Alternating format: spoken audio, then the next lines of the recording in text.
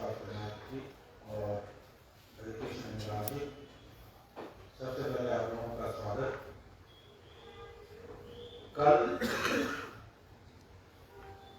Exit poll के नतीजे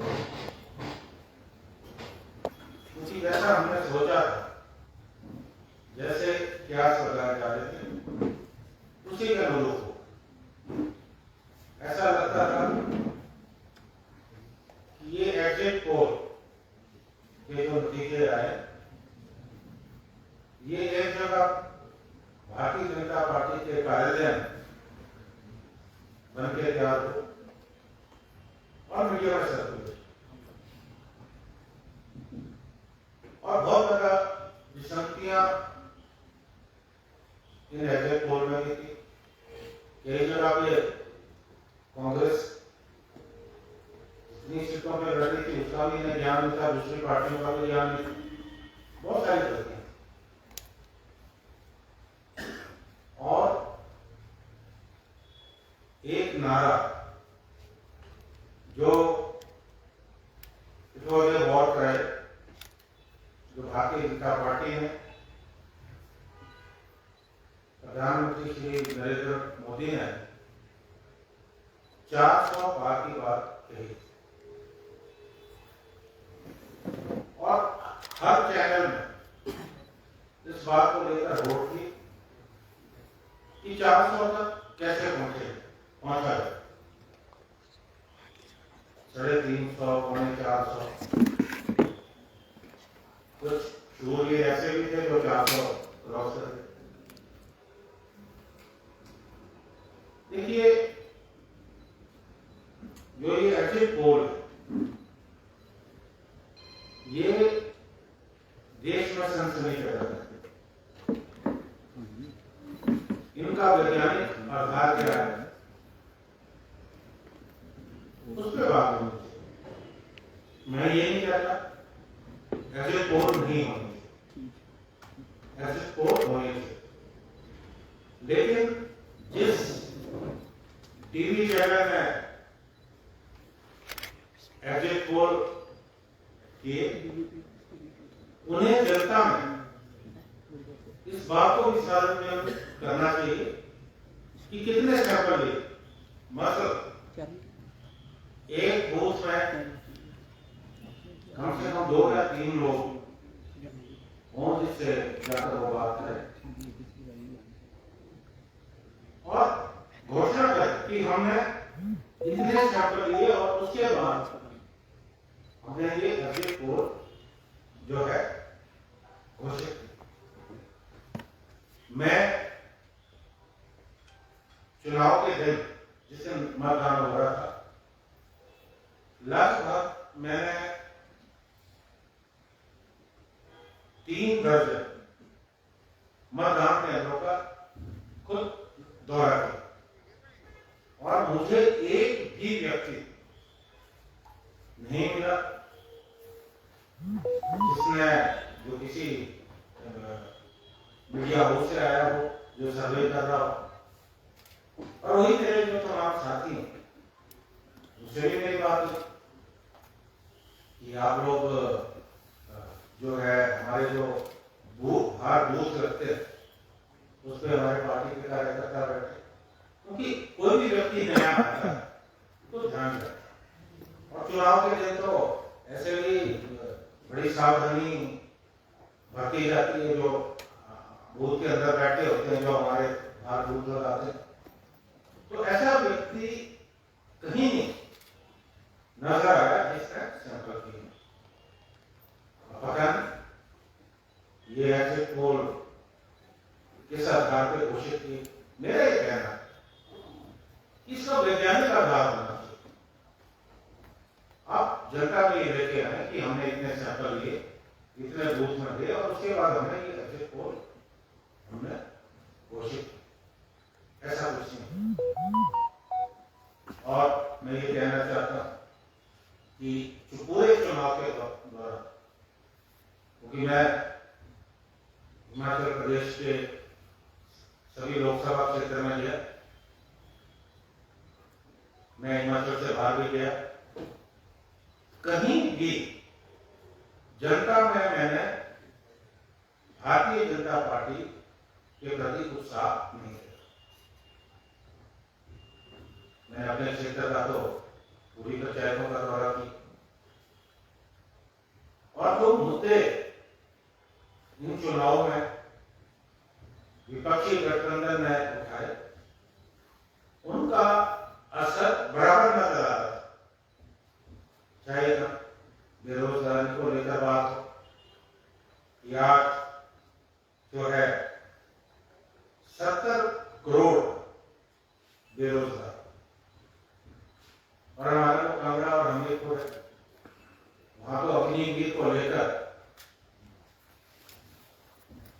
जो युवा है उनका बहुत ज्यादा खर्च कि 4 साल में आप 10-11 लाख की राशि लेकर रिटायर कर, बहुत बड़ा रोष हमने वहां देखा। महंगाई को लेकर था और जो बुद्धिजीवी वर्ग है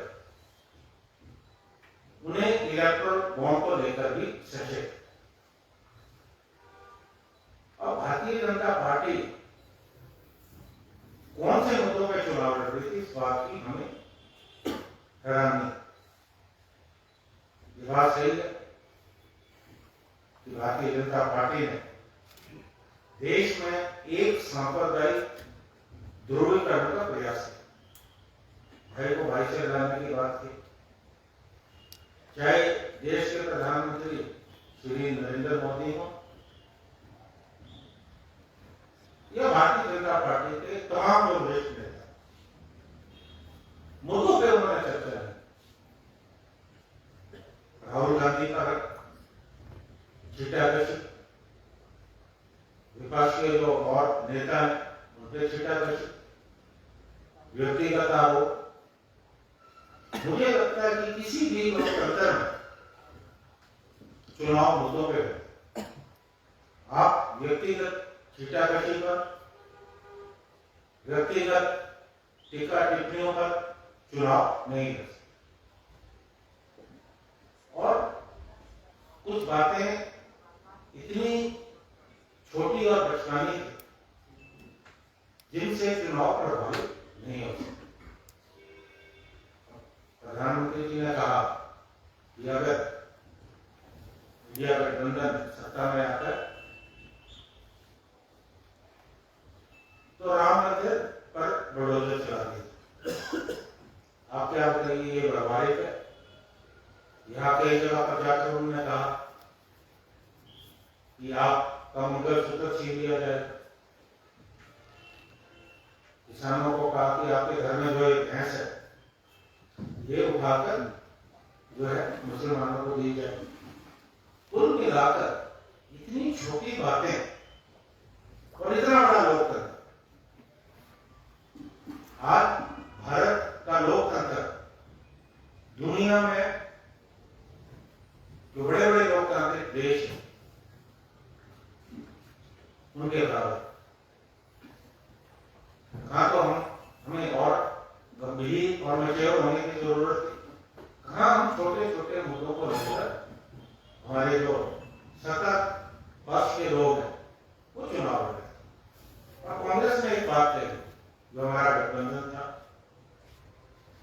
कि आज देश के लोकतंत्र के खतरा, आज संविधान के खतरा। और पूरे तथ्यों के साथ हम जनता के बीच में गए और जनता ने उन मुद्दों को ना केवल पकड़ा, उन मुद्दों का असर दिया। जिस तरह से विपक्ष के नेताओं को दो मुख्यमंत्री जेल के अंदर और तमाम दूसरे विपक्ष के नेता उनके खिलाफ ईडीआई सीबीआई की कार्रवाई, या तो भाजपा में शामिल हो जाओ या कार्रवाई के अंतर्गत। और पूरे देश में ऐसे लोग जिन पर भारतीय जनता पार्टी सबसे ज्यादा आरोप लगाती थी भ्रष्टाचार, उन लोगों को भाजपा में शामिल की। अब आपने तो भ्रष्टाचार की लड़ाई उसी वक्त खत्म कर दी जब ये लोग आपके दल में जो है शामिल। आज जो जनता का मोह है वो भारतीय जनता पार्टी के खिलाफ है और ये चुनाव सही रूप से जो है जनता ने लिया। जनता अपना फैसला जो बटन है दबा के कर चुकी,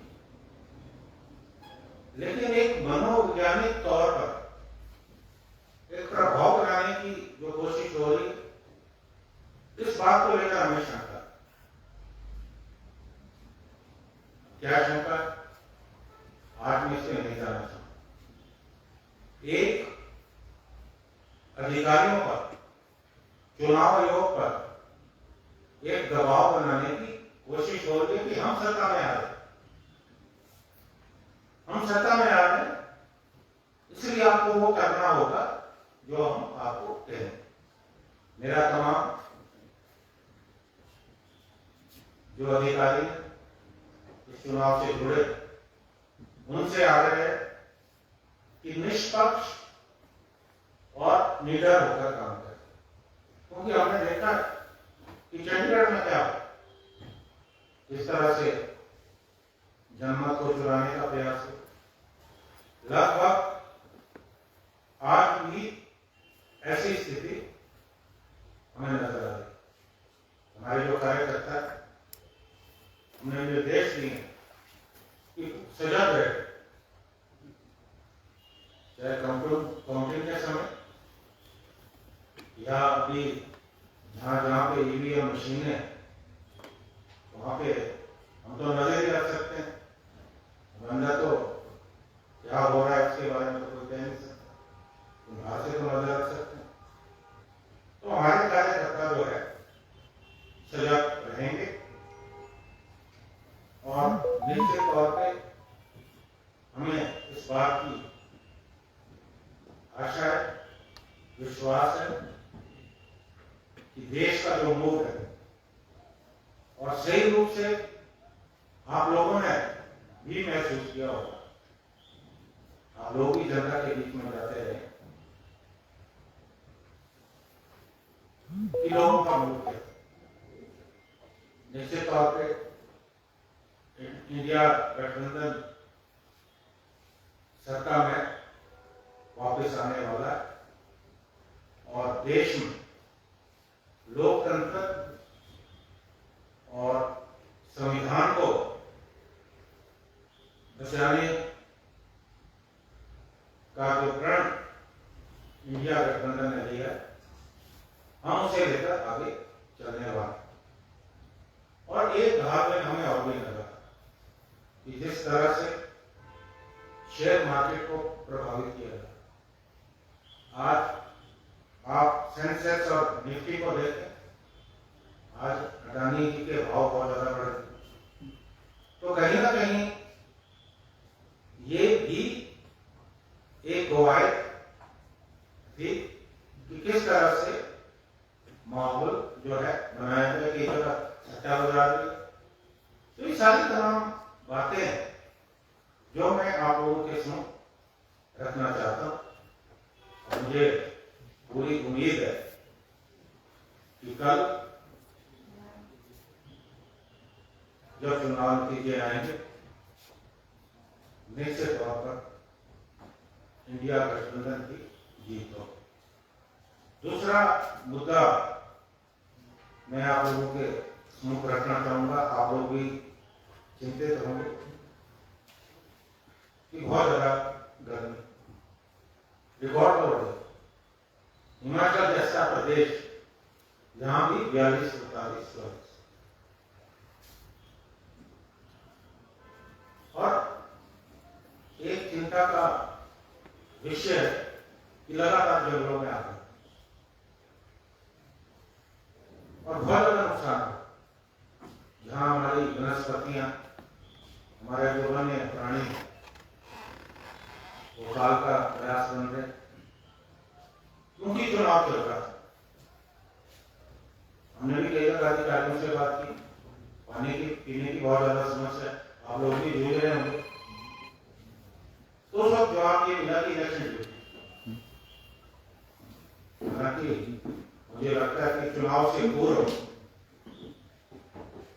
जो है इस बात पे निश्चित तौर पर नजर रखी जानी चाहिए थी कि गर्मियों में हमें कैसे निकलना, क्योंकि मुझे याद है कि लगभग 14-15 वर्ष को हाई कोर्ट में एक पब्लिक इंटरेस्ट लिटिगेशन फाइल हुई थी जो जंगलों में आ गई कि मैं उस वक्त भारत सरकार का वरिष्ठ अधिवक्ता था, तो मैं पर्यावरण मंत्रालय की तरफ से उसमें पेश हुआ मिनिस्ट्री ऑफ इन्वायरमेंट, और उसमें हाई कोर्ट ने स्पष्ट निर्देश दिए कि कार्य योजना में, मुझे नहीं मालूम कि आज इतने साल हुए हैं उस कार्य योजना पे अमल हुआ या नहीं,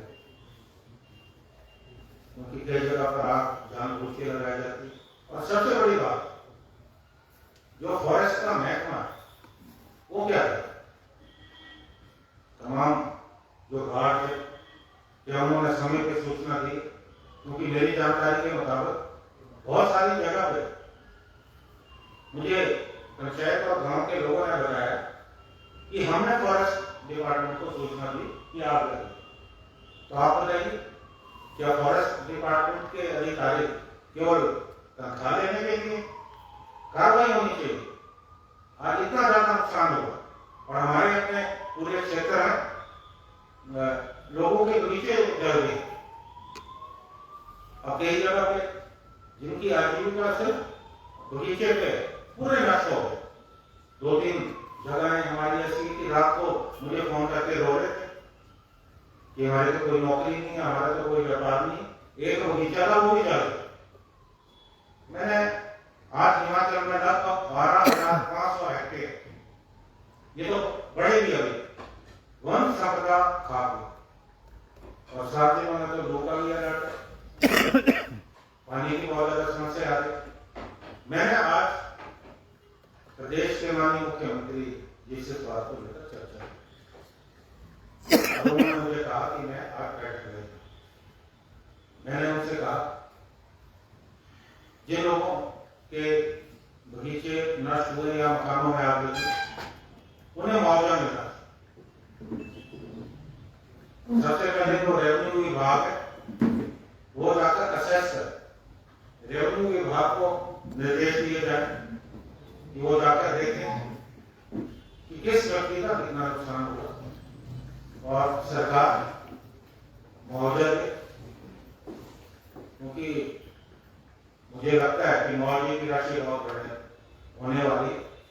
तो केंद्र से भी बात करें, अब ये तो मालूम नहीं कि कल के बाद किसकी सरकार आने वाली, जिसकी भी सरकार होगी वहां बात करे और हिमाचल के लिए राहत, क्योंकि आपने जिस तरह से देखा कि पूरे जंगल जल और हवा में इतना प्रदूषण कि आप खिड़की खोलो तो अंदर धुआं, और पानी की बहुत ज्यादा समस्या है। और जो जल शक्ति विभाग के अधिकारी हैं उन्हें भी स्पष्ट तौर पर निर्देश, जहां पानी के सोर्स हो गए वहां तुरंत टैंकरों के जरिए जो है पानी की सप्लाई जो है सुनिश्चित की जानी चाहिए। तो मैंने मुख्यमंत्री जी से बात की, तो शायद वो अभी बैठ रहे हैं, और मेरा ये निवेदन रहेगा कि सरकार को बड़ी सख्ती से कार्रवाई करनी चाहिए और ऐसे व्यक्ति जिन्होंने जानबूझकर कहीं आग लगाई उनके खिलाफ भी कार्रवाई होनी चाहिए। और वन विभाग के अधिकारी अगर उनकी लापरवाही पाई जाती उनके खिलाफ भी जो है कार्रवाई होनी चाहिए, और जनता को जिनका नुकसान हुआ जो है उचित मुआवजा जो है मिलना चाहिए। धन्यवाद। Now floor is open. Sir, आपने एग्जिट पोल पर सवाल उठाए हैं, यदि कल जो है एग्जिट पोल गलत साबित होते हैं तो क्या कोर्ट का दरवाजा खटखटाएगी कांग्रेस पार्टी? देखिए, हमने अपनी शंका जाहिर की है, हमें विश्वास है कि इंडिया गठबंधन सत्ता में आने वाला, कल का कल देखें।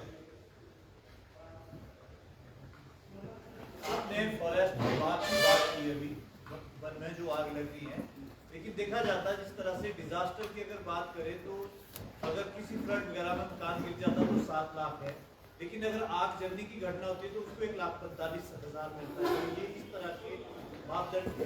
नहीं, देखिए आपने बिल्कुल सही कहा, क्योंकि पहले जब आपदा आई थी उस वक्त वही राशि थी जो आपने दी, उस राशि को हमारी सरकार ने बढ़ाकर जो है 7 लाख की। मुझे लगता है कि सरकार को पुनर्विचार करना चाहिए और जिस वक्त आपदा आई थी उसी तर्ज पे, क्योंकि ये भी तो आपदा है, उसी तर्ज पे वो राशि बढ़ाई जानी चाहिए और जिनके बगीचे नष्ट हो गए वो भी असेसमेंट होनी चाहिए हमारे जो राजस्व के अधिकारी, और उनको भी जो है उचित मुआवजा जो है दिया जाना चाहिए। राठौर साहब, आप अपनी ही सरकार पर सवाल उठा रहे हैं। आप कह रहे हैं कि सरकार सही से काम नहीं कर रही है, इतना सब कुछ हो रहा है, कोई कार्रवाई नहीं हो रही है, आपको मुख्यमंत्री को कहना पड़ रहा है। देखिए, मैंने अपनी सरकार पे सवाल नहीं उठाया, लेकिन जनता की आवाज, आपने कहा वन विभाग के अधिकारियों को लेकर आपने कहा बिल्कुल कार्रवाई होनी चाहिए, उन पर कार्रवाई होनी चाहिए, उसमें क्या गलत? अगर कहीं कोताही रही है तो मैं ये ना कहूँ कि उनके कार्रवाई ये छोटी पनिश, अगर उनकी लापरवाही रही है और मैं लोगों से चुन के आया हुआ नुमाइंदा हूँ और जहां मुझे लगता है कि गलत हुआ है, why we should protect those officer and government will not protect such officer. ऐसे लोगों के खिलाफ कार्रवाई होनी चाहिए, इसमें सरकार के खिलाफ कोई बात नहीं है। हमारी सरकार कार्रवाई करेगी, मैंने मुख्यमंत्री जी को ये बात कही। सर, क्या इसमें सरकार की लापरवाही आपको नहीं लगती है कि पहले ही जो सरकार की तरफ से तैयारियां की जानी चाहिए कि प्रदेश में गर्मी के मौसम में आगजनी की घटनाएं ना हो? क्या अधिकारियों के देखिए, चुनाव हो रहे थे और पूरा का पूरा प्रबंधन चुनाव में, और मुझे नहीं लगता कि almost all officer they were busy in election. कई जगह पे आए तो डीएफओ साहब कहते हैं हमारी ड्यूटी तो वहां लगती है, कई हिमाचल से बाहर गए बड़े बड़े ऑफिसर, तो इस वजह से शायद नहीं हो पाया।